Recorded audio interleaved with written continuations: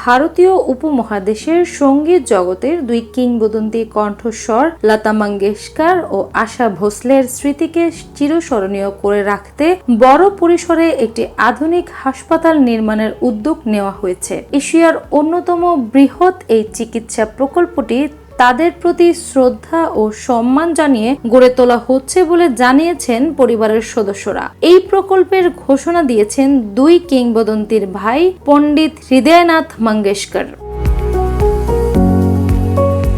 তিনি জানান, এই হাসপাতাল নির্মাণের পরিকল্পনা প্রায় 25 বছর আগেই নেওয়া হয়েছিল।